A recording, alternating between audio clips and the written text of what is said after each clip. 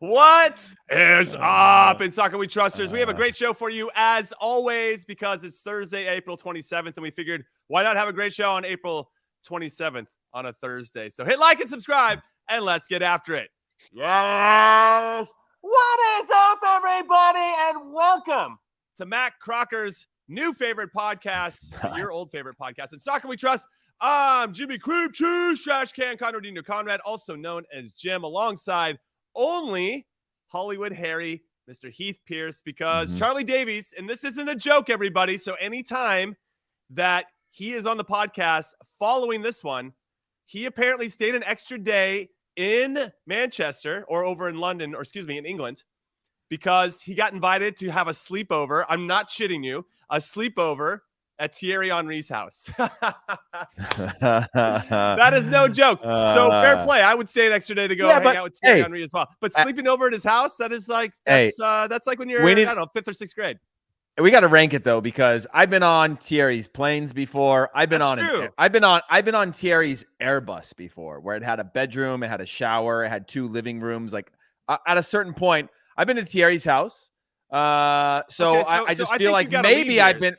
I don't know, dude. The sleepover though, that's intimacy, you know, like that. You are going in through somebody's doors into their time. You're changing into your sleep clothes. Like you are like at a certain point hanging out. And I've been to Thierry's multiple times and we watched basketball. But when the basketball game was over or a soccer game was over, I would go home. You know, there was no like, I'm gonna hit the hay, and you know, you wander off to your bed only to get up and have breakfast in the morning. So that is a big one, Jimmy. I think that might trump my experience. I guess the thought, that's a good point you bring up, because the thought of Charlie Davies getting tucked in by Thierry Henry before he goes to bed is absolutely amazing. I hope he brought his Thierry Henry onesie pajamas just to really seal the deal on that. All right, we have a great show for everybody. We have a lot to talk about as always. UEFA President Alexander Seferin came out and said the Champions League final could be in the U.S. We'll get into that. We have Open Cup results, which I think is a tournament that needs more love and adoration, and we're going to give it its due. And where it stands right now, round of 32, draw is a little later today, so we'll give you an update on that. Matt Crocker, what's up, Matt Crocker? Hopefully you'll come on the show here soon, is the new sporting director. He had a press conference. I wanted to get in a couple of his thoughts, and I had a conversation with a pal, Chip, who just talking about developing players. And because Matt Crocker has a history of that with England, I wanted to get your thoughts on that, Heath. And of course, we got some big games on the weekend to preview as well. So you want to get into what's up? I said we love you, Chip. We do love Chip. Every time Chip's name comes up, I don't even know him. I just want to say, well, it's just a matter of time. You said it once, Jimmy. I saw on social media. You took a picture with him. Yes, I watched the Man City Arsenal game with Chip in New York City. I'm actually here at Stamford, Connecticut, and in NYC because I'm filling in for Chuck. I'm on Morning Footy right now on the Golasso channel, and I'll be. Don't say at.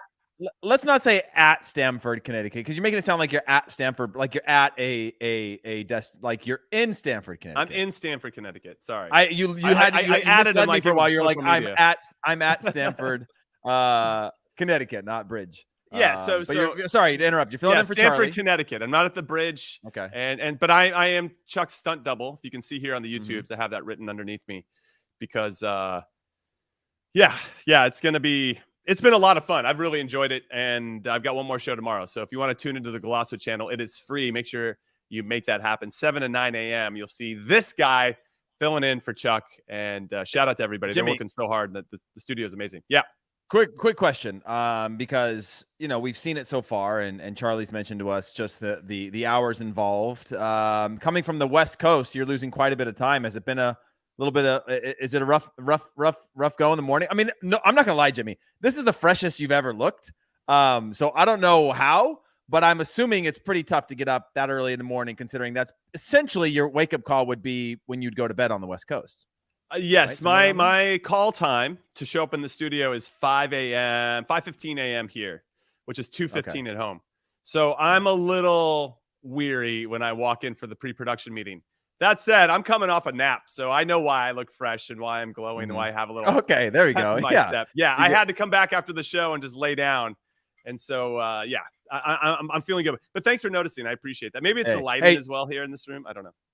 Before we get any further, Life of Bry or Life of Bree said, did Heath trade for that Arteta jersey? Actually, this goes to this might pull me back, Jimmy. Okay, pull you Thierry, back. Took me out to Arsenal training. We had a good time. We were hanging out, hung out with Pep. Not Pep. Arsene Wenger. Arsene Wenger. And then we went to a game, what they at the time called the North London Derby, and just so happened to run into Mikel Arteta at some point during that week with Thierry. We were out on the field, hanging out in his box. Sol Campbell. We were just having a good old time. Yeah. And Arteta hooked me up with his jersey. This is better than a sleepover. Yeah. Keep going. It's better than a sleepover because now it's involving more people. So Arteta hooked me up with this jersey after that match, and I was actually really grateful for that. So yeah, I completely forgot this was there because of the tragedy yesterday that was Arsenal. But yeah, it's on my wall, and it actually came through my connection to Thierry as well. So where are you at with that one, Chuck? Huh? Well, that's my pajamas. I go to Thierry's. I sleep in an Arteta jersey. Okay. Oh man, I don't know how Thierry would feel about you sleeping in an Arteta jersey at his house. I don't know how I would feel sleeping in an Arteta jersey, period. But I just got to keep on flexing because I'm really insecure right now about Charlie's experience. I just want to say that Arsenal didn't lose the league yesterday against Man City. I feel like when you see that game on the schedule, no matter even if they have Erling Haaland or not, if Pep's in charge and they've got the team that they have, that was always going to be one that you don't count on getting points. It's the three games prior to that. That's all I want to say about that.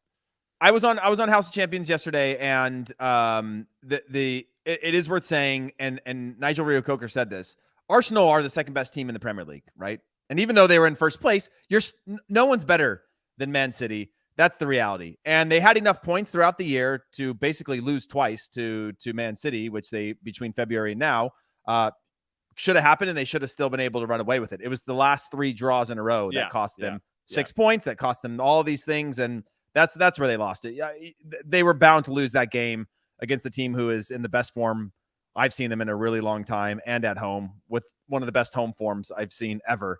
And so, yeah, unfortunately. Yeah, and you can't discount what Erling Haaland brings to the team, especially if that hold-up play on the first goal was fantastic, which is going to lead us to this comment, actually. And Matt Crocker, in football we trust, mate. Welcome to In Football We Trust. About Folarin Balogun and whether he can get him recruited here for the U.S. I want to get into that, and we will. I think we're going to save that for after our first commercial. But I did want to – I feel like this made headlines, and I wanted to get your thoughts on Alexander Ceferin, the UEFA president, saying that the Champions League final, he'd like to have it in the U.S. in 2026. And nothing like good old Alexander Ceferin to trigger European fans. So this is an outrage. It's UEFA. It's European clubs. They should play in Europe. And I totally get that. Actually, I just like to have a really bad impression of them. But I think it's all for marketing purposes. That is the World Cup. It's going to be a month before the World Cup starts, the Champions League final. And it is peak marketability for that particular competition. And I think that would be really smart marketing. I don't think he said we do it every single year. It just happened to be that year. And I think strategically it makes a lot of sense. Though I don't think they should do it, but I understand why they would consider it. So I just wanted to get your thoughts and if you agree with me. Yeah, I mean, we're continuing to see this, right? It's never going to stop. The U.S. is the destination where they can make the most money. And I actually found I listened to that interview, and one thing that he did say about that, which is they distribute 97% of the money that comes in gets redistributed. And it's not just they're not just sitting on that, which I think is an important factor, which he said nobody cares about. Everybody just attacks them anyway as being evil for going for money. And they're saying, well, we'd like to make a lot more money so we can redistribute a lot more money. You're going to make a lot more money if you come to the U.S. and if you do it right with the tailwinds of the World Cup. So I don't love it at all, but I also didn't love VAR. And then now VAR is saved my team some points throughout the years. And so I think change is part of all that.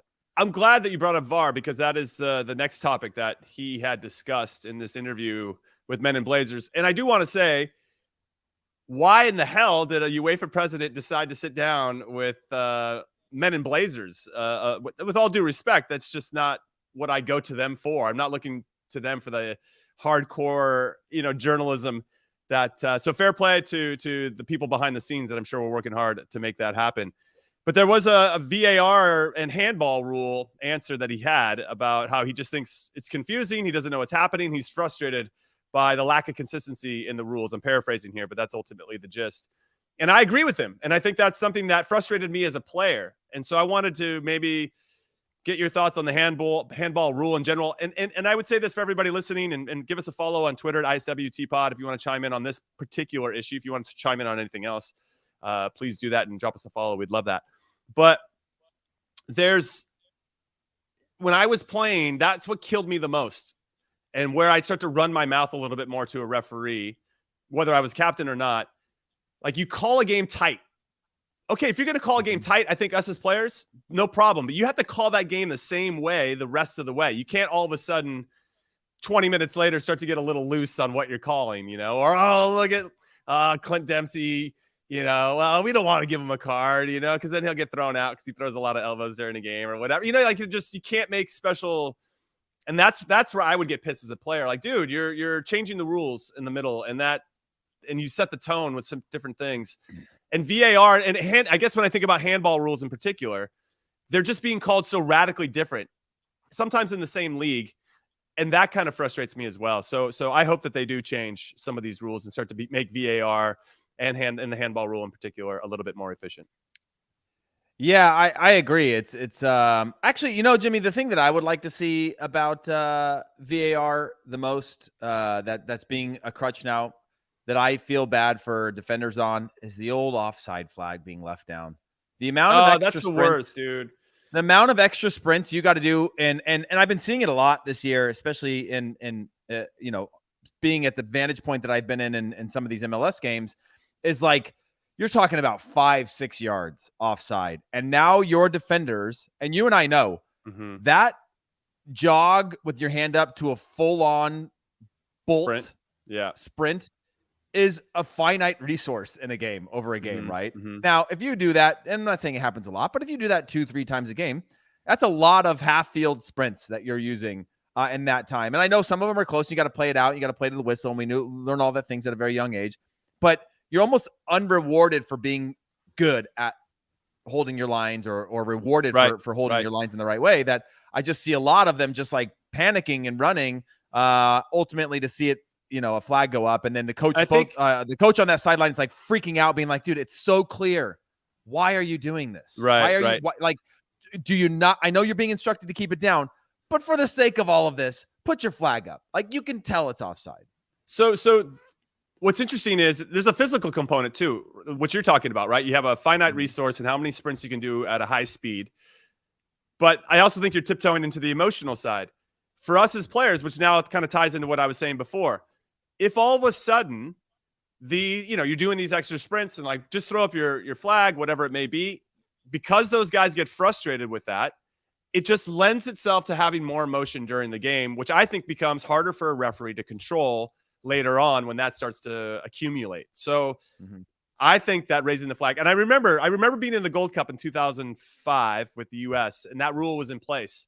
And I remember we held a pretty high line and under Bruce, and I remember it was either against Costa Rica or Jamaica, and I would hold the guy off clearly by a couple of yards, like you're talking about, and I'd still have to go sprint to track him down just in case, and so, because you didn't want to be the player that didn't follow through and was, the big donkey in the back that just had his arm up and wasn't actually tracking the play just in case. So I'm glad they changed the rule after that, so you didn't have to do that extra running, but now it's back, and I think it sucks, and I agree with you, and I hope that that's another rule that changes as well. All right, one more thing from Alexander Seferin. He said something about a salary cap, and I bring this one up because there's really only one soccer league in the world that does that, and that is Major League Soccer.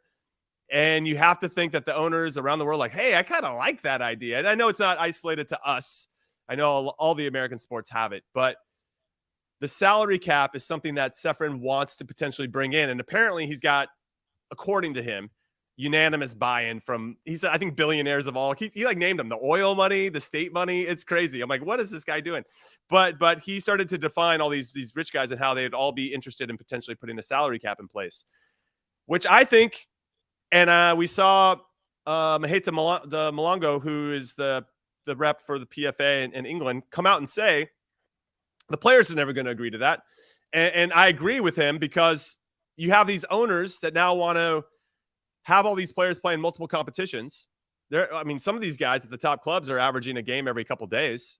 And hey, by the way, we're gonna put a salary cap in place, so you get less money. I just don't know where they're gonna find the sweet spot on that. So good luck with that, Mr. Alexander Seferin. I mean, the hard part is, again, and he says this in the interview, is that Manchester United, who have global revenue at an insane level, he's saying like the first salary cap is 70% of your revenue can be spent on transfers and salaries, right, of players. Mm-hmm. Well, that's going to be it's basically creating the business of globalization of your business, because the more revenue you bring in, the more you can spend. And I do think that as a parameter is a smart one, is a good one. However, that compared to what, say, Leeds are going to be able to do, and no disrespect to Leeds because they're a massive club traditionally, but like where they're at now, based on revenue, is a really troubling figure or delta, right? I do think that's a good first step, but then you have to create the next steps. If the idea is financial sustainability of the future of the sport, that's very different than parity, right? Parity is like giving everybody the somewhat of the same means of which they can compete. Financial sustainability to avoid like bankruptcy and all the like things that we've seen from teams that go from like high highs to doing shady things to being dropped or points deducted and all those things that happen.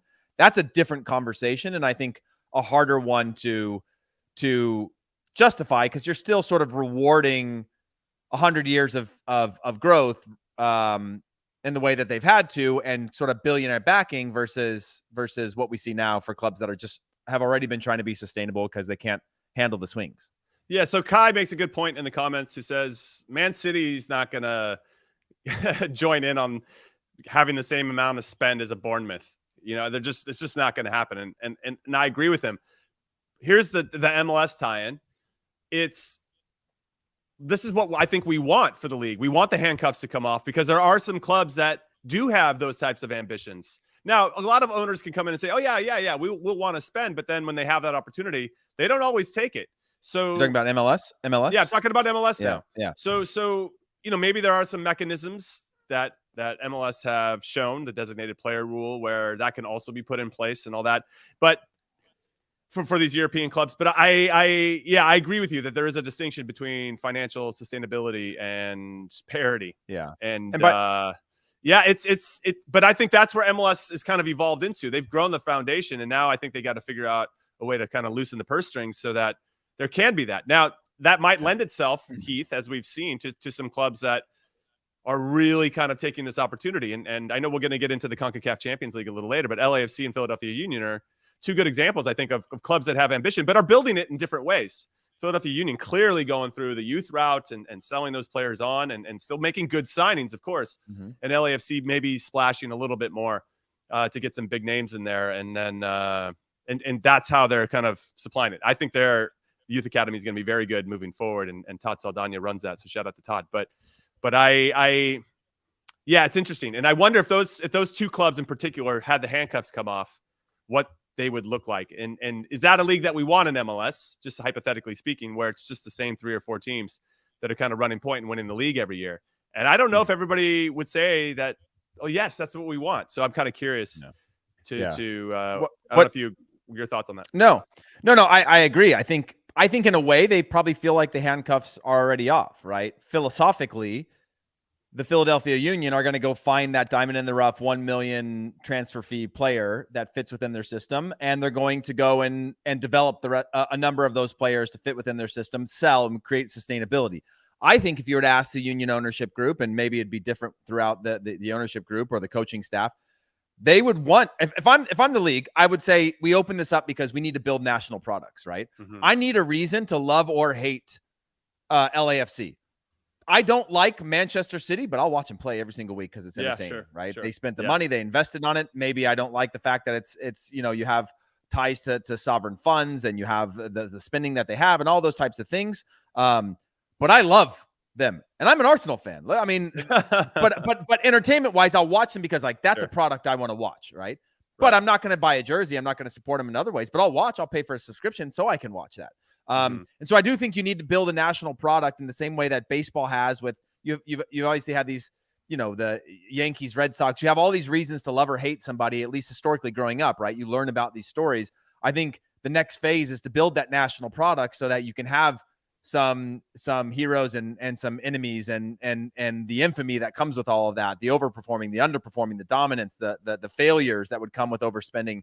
And I think the Philadelphia Union is somebody that would look at that and go, hey, actually, I think that we can compete still without having to spend like them. Let them spend $20 million on each player. But we still think that we can put out a product that's competitive, that makes our fans happy, that comes to the stadium, something they're proud of with their city and their community, that still gives them reason to come week in and week out, year after year, but gives us something sustainable as a model. So I like the idea of that. Obviously, those mechanisms already exist with allocation money and all these things that are sort of manipulating salary caps and how you use them. But I think we are on the edge of going a big step further that can be great for consumers as well as clubs. Well, as Chelsea has proven this season, money can't solve all of your problems. All right, we're going to take our first break of In Soccer We Trust. When we come back, we're going to talk about this Matt Crocker press conference as he's unveiled to the public in his new role as sporting director of the U.S. men's national team. And we'll get into some Open Cup stuff as well. So do not go anywhere. Phenomenal! Absolutely magisterial here! Artiglieria del campionato brasileiro. Colpisce ancora! Golazo! All right, welcome back to In Soccer We Trust. We want to remind everybody that this podcast is more than a YouTube first podcast. It's a community. Now you guys can rep that community with official In Soccer We Trust gear only found on the Paramount shop. Discover t-shirts, mugs, sweatpants, laser engraved pint glasses, hats, water bottles, and Charlie Davies's onesie Thierry Henry pajamas. He's staying with Thierry Henry tonight, if you don't know what the hell I'm talking about, and so much more. So that's pretty cool. And we highly encourage you guys to go rock some gear and show that you're an In Soccer We Truster. That's what we want. I'm Jimmy Conrad alongside Heath Pearce. We are getting into the Matt Crocker press conference. Matt was just announced as a sporting director after a 3-month search after Ernie Stewart had stepped down from the role to take on a similar role with PSV Eindhoven in the Eredivisie in Holland. And Matt Crocker comes over, 48-year-old from Wales, from his role at Southampton, where he has been kind of overseeing a lot of things, both on the men's and women's side. And he came from the English FA prior to that, where he was overseeing all the youth stuff there and working with Gareth Southgate and how they could build kind of an identity for England after a few wayward international tournaments. He was also at Southampton prior to that as an academy director from 2006 to 2013. So I really like his CV, his resume in the youth space, Heath Pearce. And so I went back and looked at some of the youth teams that had success for England. So the U17s did very, very well. They won the U17 World Cup for England under his time in charge, the English FA. Those teams had Phil Foden, Jadon Sancho, Emile Smith-Rowe, Callum Hudson-Odoi, Conor Gallagher, Mark Gahey. So that's the U17 team. The U19 team that won the Euros had Aaron Ramsdale, Mason Mount, Reece James were kind of like the big names that stood out there. So he's had some players that have gone on to have some pretty tremendous success, both the club level and internationally. But I hope that can translate to us. But I think that type of role from a youth perspective takes time. Now, Heath, I'm going to keep going here because during this press conference, he had made mention that he was one of those kids or younger people that came over to the States during the summer to run soccer camps. And these are the types of people at times that I make fun of because it feels like we are so thirsty over here to get accepted by people that have a British accent that even if they have no background, they come over for the summer and they're coaching our kids, but they don't really actually know. They just have the accent. So everybody's like, oh, well, they grew up in England, so they clearly know the game, And so I think it's funny that he actually did that, and now he's the sporting director for our both our men's and women's programs. But obviously, he's got a pretty decorated CV. Yeah, it is. It is. I do think we're nearly. I mean, I don't think we're nearly past it because if you go into any of these youth clubs, you're like, oh yeah, there they are, British accents, telling you to get the ball on the pitch and play. get stuck in. But yeah, I think there's still a lot. I mean, obviously there was the whole GPS had that whole scandal around visas when they were expanding their empire around the US of like these visa fraud, basically being able to bring all these coaches over, because it is like when it comes down to youth sports, it's a selling point, right? If I give you $10,000 a year, what do I get? Okay, I get this coach that has these badges.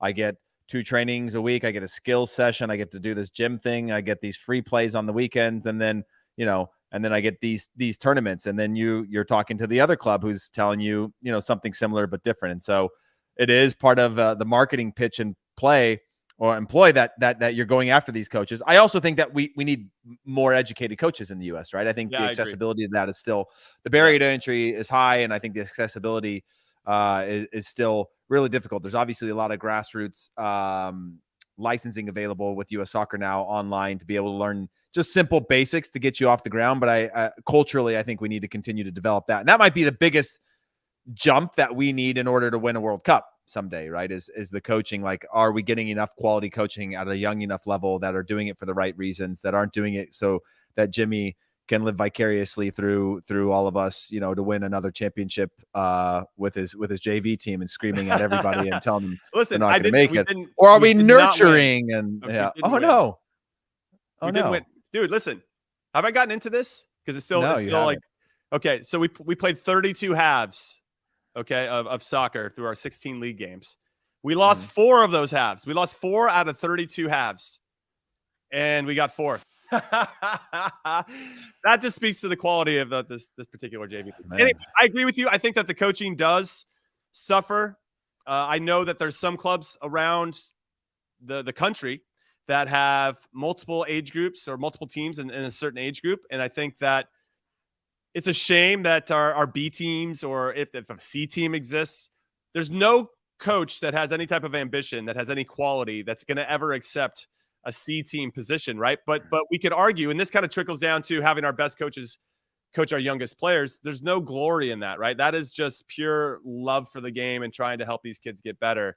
And I think at some point, even if you have the best intentions, you might start there, but you're going to want to prove yourself at the highest level you can go. And I think that also is unfortunate. And I wish that we would reward some of our best young coaches with our best coaches that coach the youngest players with probably better money, right? But there's still no guarantee that's going to turn into anything. But I think if you and I were at a club and we could hand off a U10 player that we had coached for a year to the next level, the U12 coach would be so thankful for all the hard work that we did to really kind of just get the basics hammered, and they understood how to play and had ideas when they were on the ball and made good soccer decisions. But we could go on and on about this. And so I think this is a nice segue to what Matt Crocker says about hiring a coach.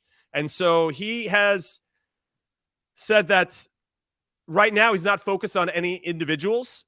And this is his quote right here. It's about thinking about the behaviors that we need, the style of play that we want to promote going forward, the type of leader that we want to bring in. And then obviously that legacy piece that we want to instill and have the opportunity to grow in 2026. He went on to say, it would be unprofessional of me right now to talk about individual names. Greg has done a fantastic job, and I intend to follow up with a number of candidates, both internally within the organization and externally, to begin to understand more and to assess my learning. I'll be doing that as quickly as I possibly can. But throughout this, he was very steadfast in, we're trying to create an identity that we can build off of in 2022 to be even more, for opponents to be more fearful of us moving forward. And I get that in theory, right? But that's a hard thing to implement in a lot of different ways. I just don't think it's not going to be 1 or 2 years. That feels like a much bigger overarching theme for his role, which is his job in particular, right? The general manager that they hire, the coach that he hires, they're going to be in the weeds executing on his vision. So I think this hire obviously is going to be very important. Like you said in our last podcast, Heath, you're going to be very curious and you're going to withhold judgment on this hire until you can kind of see the actions and decisions he's making as a leader himself. Yeah.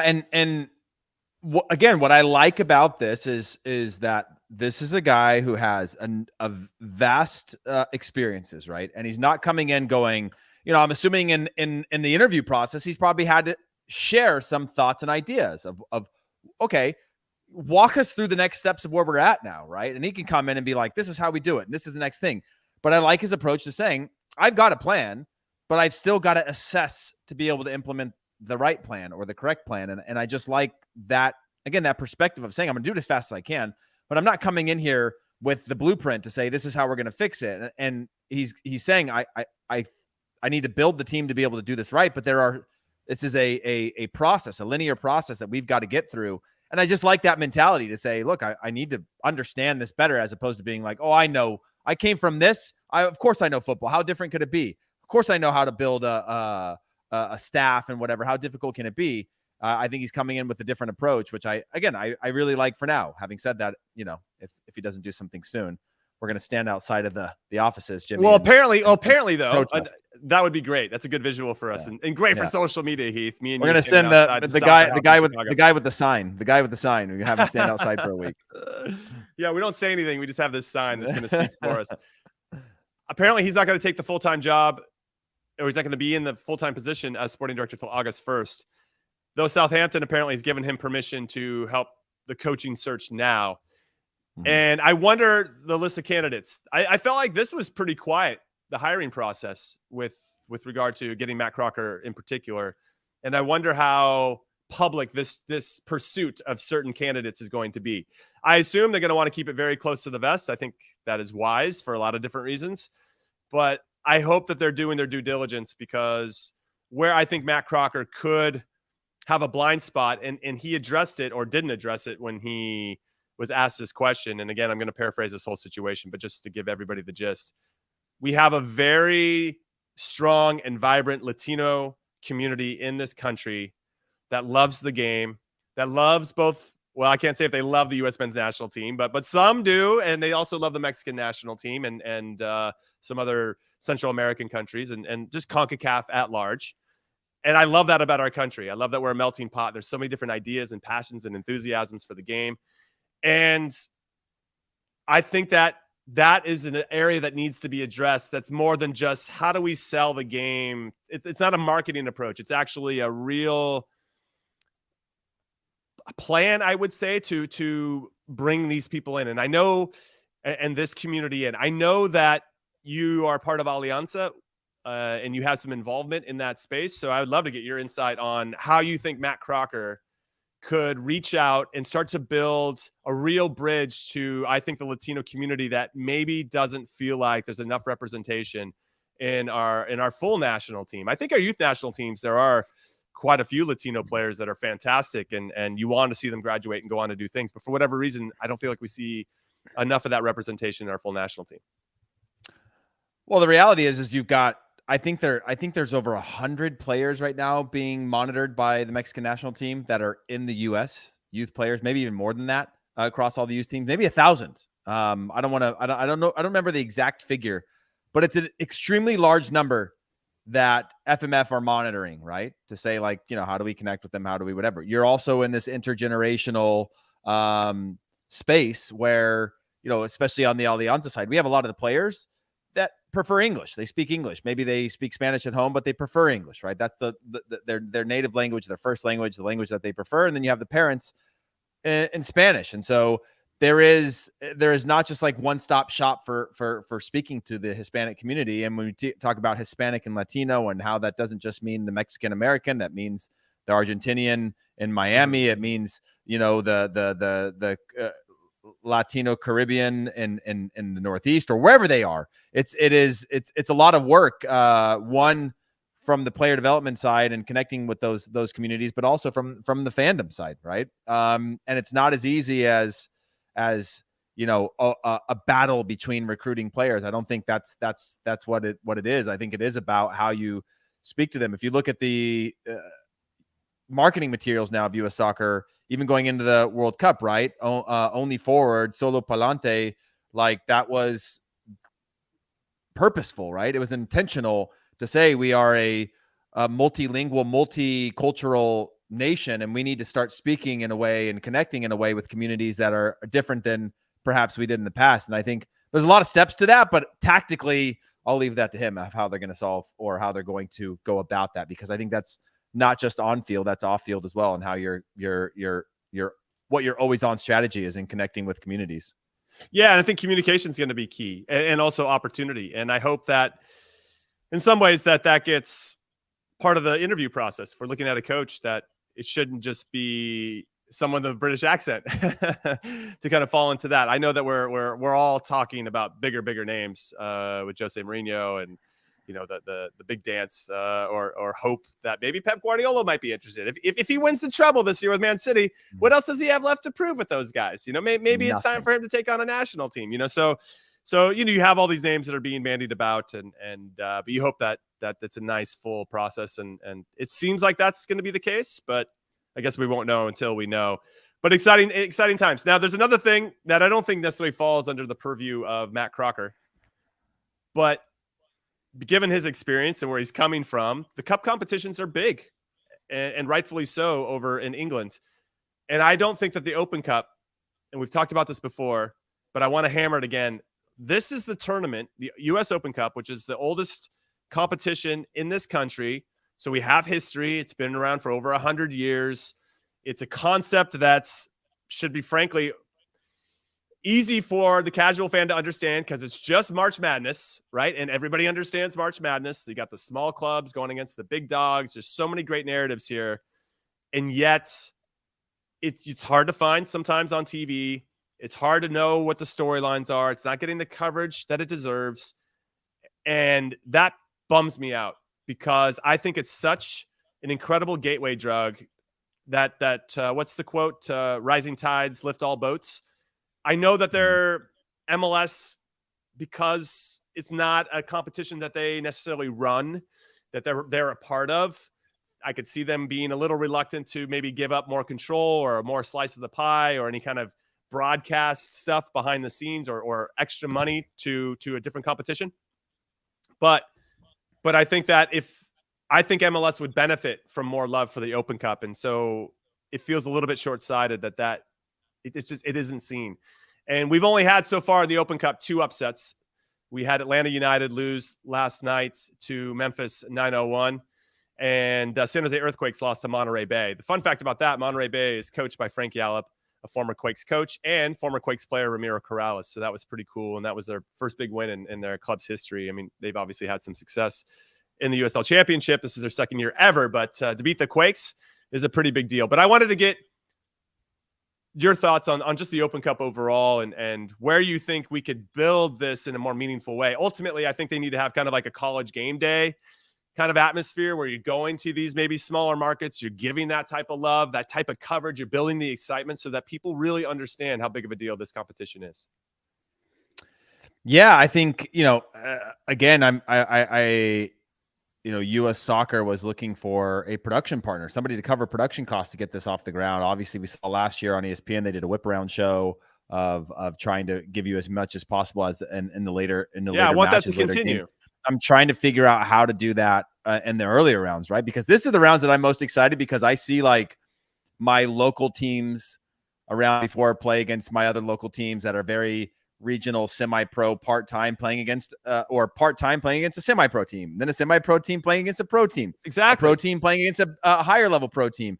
And while the upsets mean something to me on a national level within my own sort of communities and where I come from, that means the world to me to see these things happen, right? And it means the world to me to see things come into these communities, especially for these away games. And I remember even playing in the Cup in Germany, you went to these really small, old, where it's like, like the rail around the field type of thing where you couldn't go past the rail. And it's just like, there's no like bleacher and it's full of people because that's their big game for the year. You're coming in a Cup match. And generally you win, but you're having to go away from home and it changes the dynamic of things. It makes teams play a lot better against you and all of that. And it just brings this excitement to it as a player, but at the same time, as a fan, it's a really cool 1, 2, or 3 game experience. I don't know if it's a format change, Jimmy, that would make it, if it was more of like a group play throughout a period of time where you have those exit from certain things or how it all sort of played out.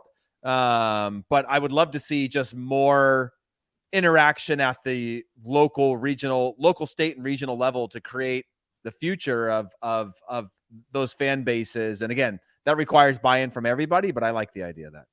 Yeah, it's interesting. And I want to give a shout out to the CBS Sports Golasso Network, the Golasso channel. They have picked up 3 games in this previous round, and it looks like they're going to continue to do that, and are giving real coverage and respectful coverage and meaningful coverage of this tournament. And that makes me proud to be a part of this whole thing, because this competition means a lot to me. I won it in 2004, so maybe I'm a little bit biased. It was the year that they renamed the tournament to have Lamar Hunt. So it's the Lamar Hunt US Open Cup.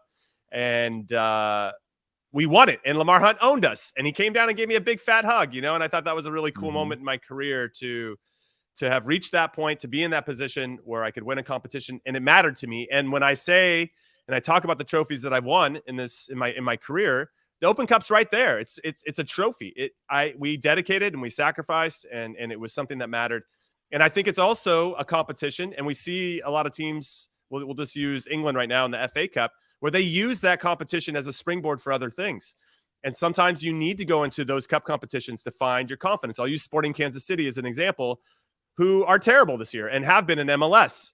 But they go into this competition, and then last night they win 3-0. Alan Polito, who hasn't scored a goal since he had a significant injury, has hit the back of the net. What is that going to do for him? So you have all these, which by the way is almost, for everyone's reference, just to give it context, I mean, it's almost 2 years for a player of his quality since he scored, right? It's a big deal. Yeah. It is. It's a really big deal. So you have those storylines. You have the storyline for me where these big dogs, these MLS teams, come in and they should be the favorites on paper. And as you know, Heath, these games are difficult.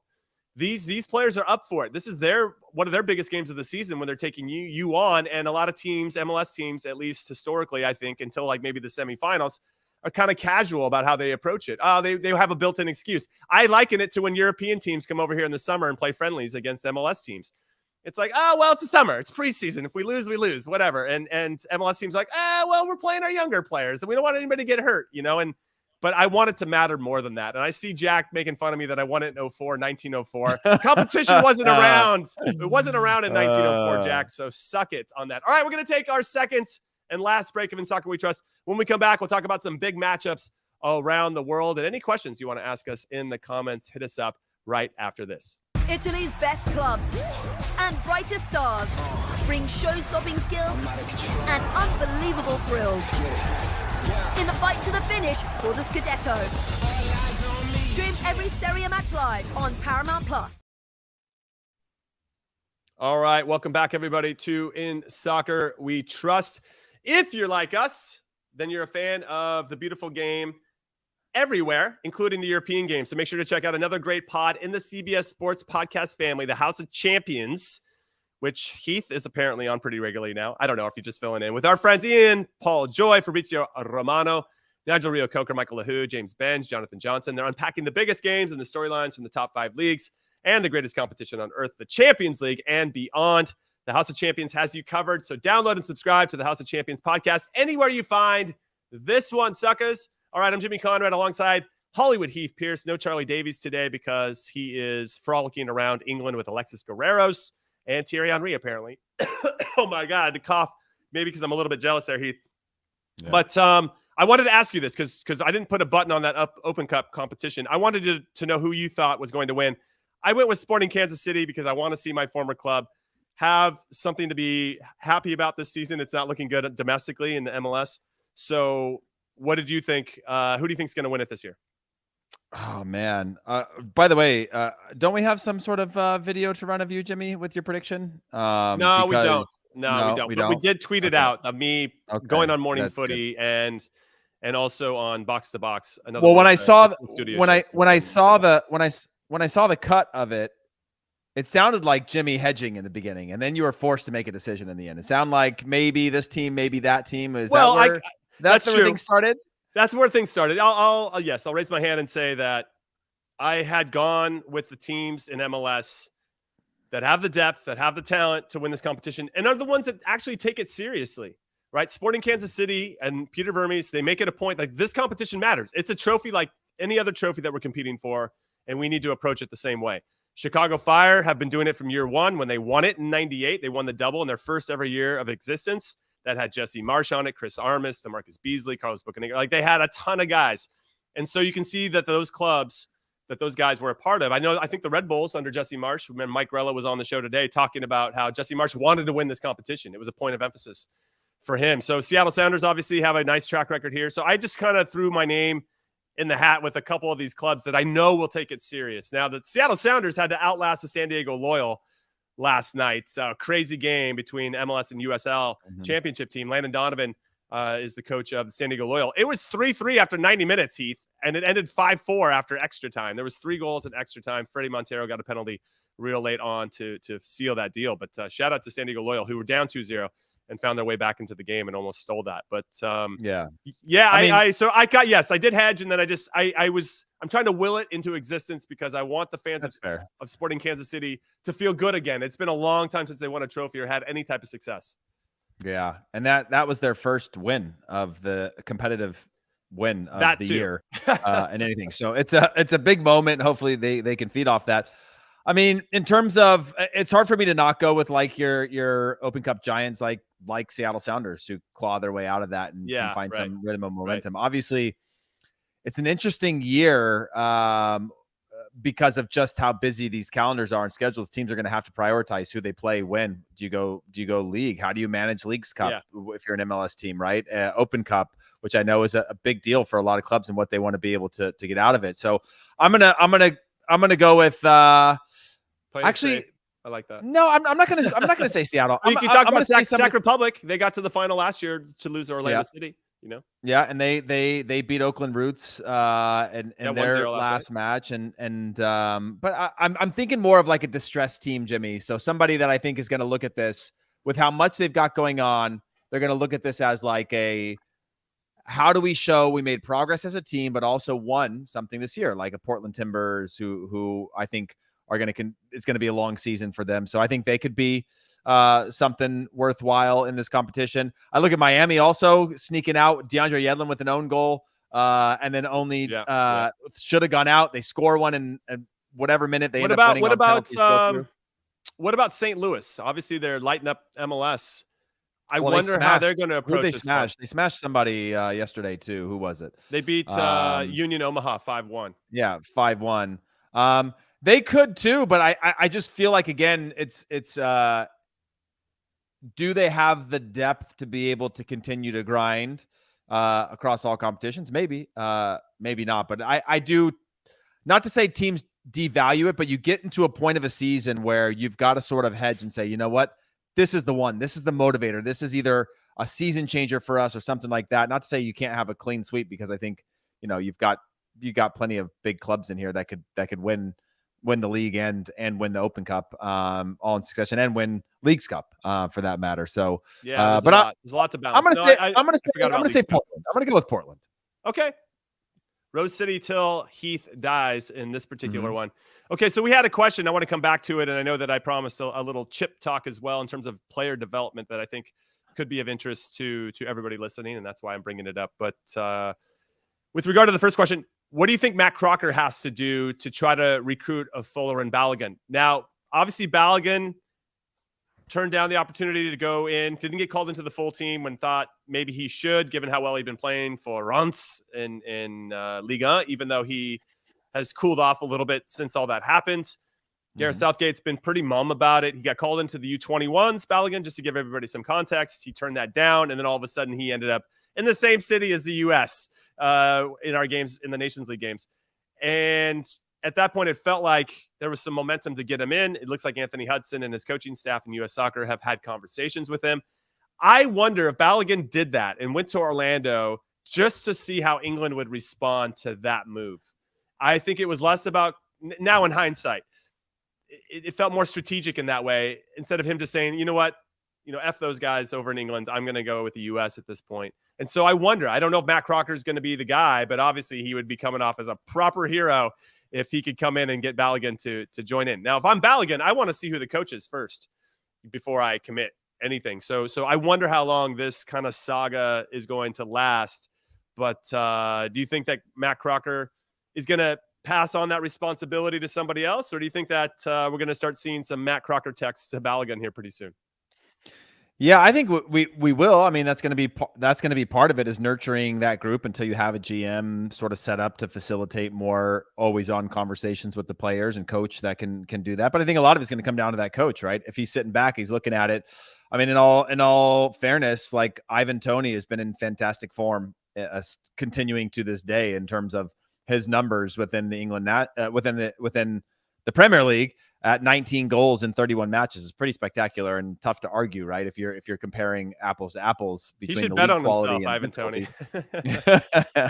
yeah. That's inside joke. Ivan Toney's got. To be fair, that is he's playing with a real like left off the roster chip on his shoulder right now, and I could see that, and that's costing Balogun. But like I think it's just going to come down to the coach and sort of how that all plays out in terms of the ambition. It's also going to come down to timelines for Balogun. Like the longer Balogun waits, I don't know. Maybe that changes his status. Maybe he gets his call up and goes on and proves himself. But I still think he still has one more step, like leave France, prove himself in England before I think England's going to take him serious at that level or be at a bigger club, right, somewhere else, whether right. it's in England or not, to get that respect that I think he feels he deserves.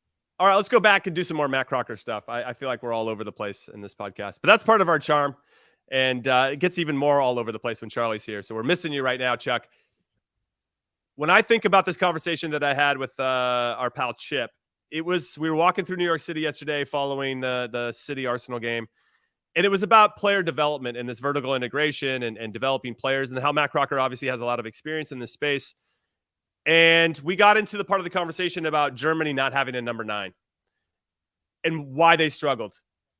And how do they solve that problem? And are we getting, and so I guess I want to see how Matt Crocker helps try to solve that particular problem where we have a lot of wingers in our particular team, in our national team. Our number 9 is an area where, yes, it's not a glaring hole. We have guys that can do it, but there aren't any out and out options. And are we not as a country? And I use Germany as an example in this conversation, because though they have had tremendous success at the international level, they are not creating number 9s. And they're a country that you think would be on top of that. And they would be monitoring that. And I wonder how they're trying to solve it, but then how using them or looking through the lens of what they're trying to do, how do we solve that? And that kind of communication, which gets back to this, Heath, and I wanted to get your thoughts and anybody else that wants to chime in, again, hit us up on Twitter, ISWTpod, or in the comments right now on the YouTubes. That means that you have to have this scouting and this coaching network that you trust to identify talent, to say, hey, listen, we need a number 9. We need maybe 2 number 9s because there seems to be a nice quiet shift back to potentially a 2-striker system that can help us kind of connect the dots to everything else that we've already created. And not a Jesus Ferreira who's a tweener, right? Even Ricardo Pepi feels like a bit of a tweener at times. Josh Sargent, definitely a tweener. So who's that out and out number 9? And because maybe there's been a shift to trying to find these crafty athletic guys that can play multiple positions, we've lost out on developing somebody that has a skill set, but that's not who we're looking at right now. And so all of a sudden they fall through the cracks. And now we maybe miss out on a really potentially good player that could help not only our national team, but the domestic game or whatever it may be. How do you solve that problem? Because that feels like a point of emphasis. Like the guy has to come in, Matt Crocker, and say, hey, listen, scouts, I don't know who you are, where you're at, or coaches that we trust. We got to start identifying this player. Do you think it's as simple as that?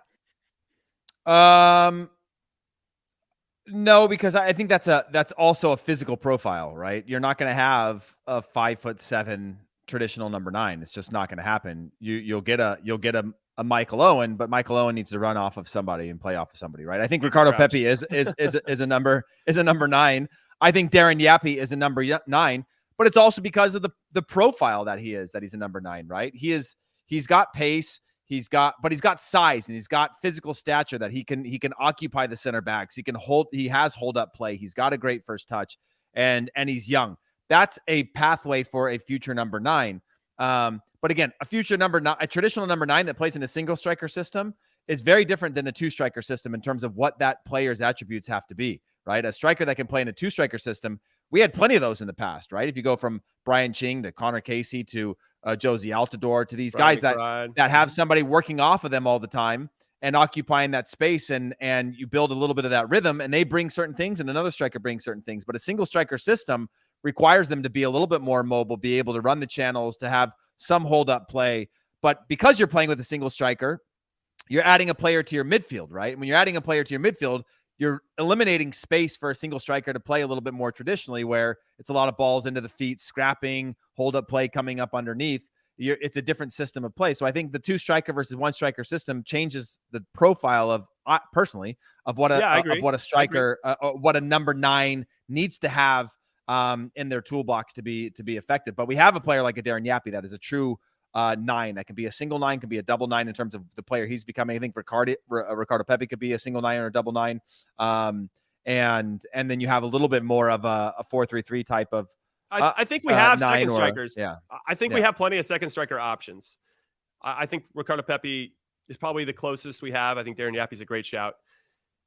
I just wonder if you bring in a coach. Now, I'm a coach, or I'm a guy that thinks that a coach should only have 1 World Cup cycle and they have to move on, which makes the emphasis from the sporting director that much more important, because he's the one that has to continue. He or she is the one that has to continue that theme. Like, this is what we're trying to do. This is what we're trying to accomplish. And we're hiring people that also see it the same way, knowing that they're not going to be a part of it for the duration, right? They're only here for 4 years, or at least from a coaching perspective. And so I don't know how much control I want to hand off, I guess, a group of players that a coach can mold and build in their vision of that particular group and that World Cup cycle. But ultimately, there still needs to be a bigger plan of what we're trying to do as a country. And I think that's hard in this country because of all how big we are. And it's a lot easier, I think, to get everybody on the same page when, we try to copy the Belgiums of the world and the Germanys of the world. I think it's a lot easier to get everybody rowing the same boat when you have a country that's that much smaller than ours, which I think is just a little bit harder to get everybody thinking the same way. I mean, you can just look at our youth game to see how many acronyms we have for all different types of leagues and who basically fighting for power and money. And sometimes I think player development comes a much distant third or fourth in that regard. But anyway, we could go on and on and on about this. Let's get into our weekend matchup. What's the big matchup that you're looking forward to the most, Heath, this weekend? I'll go first because the game's going on right now, and it's Valencia taking on Real Valladolid. Valencia are in the relegation zone. They're one of Spain's biggest clubs. They've won, multiple La Liga titles, I think 6 or 7 in their history. They're considered the 3rd biggest club, even above Atletico Madrid in Spain. They were the last team outside of the big 3, Atleti, Real Madrid, and Barcelona, to win the league title. That was back in 2003, 2004. They got to back-to-back Champions League finals in 2000 and 2001. I mean, this is a team with a rich history. They're on the precipice of getting relegated for the first time in 36 years. They're currently down today to Real Valladolid 1-0. We'll see Yunus Musa starting in this one, and that's the tie-in, I guess, for me. But they play Cadiz this weekend as well. Valladolid and Cadiz are just barely above them. Though they need these points. They need to get these wins. I think it would be really disappointing to see Valencia get relegated, but maybe that's what they need to kind of shake it up because they have an owner that seems to not care that much. So, and that's happening to a lot of clubs around the world. But that's the game. Those are the games I guess I'll be watching as it pertains to Yunus Musa and the U.S. men's national team. What's the game for you that you're looking at the most this weekend? Leeds Bournemouth. That's the big one for me. The other one, and for obvious reasons, we've talked about it a million times, why Leeds and Bournemouth is a massive game. They're both looking to survive. Bournemouth are a little bit safer than Leeds. Leeds need points. But the other one, which we didn't mention last week in terms of big moments, is Genk finished the league in first place in the Belgian league with Mark McKenzie. And now they have the playoff system where they play everybody 2 times. And the way that you go into that with your same points, and so they are tied on points with the second place team. So it's going to be a scrap. They have a game on Sunday against Club Bruges, which will not be an easy game. And it's a weird one where you have some overperformers and some underperformers all in the same group. It's going to be a really hard 6 games for Mark McKenzie and Genk, but something that I think he'll learn a ton from, whether they end up winning the trophy or not.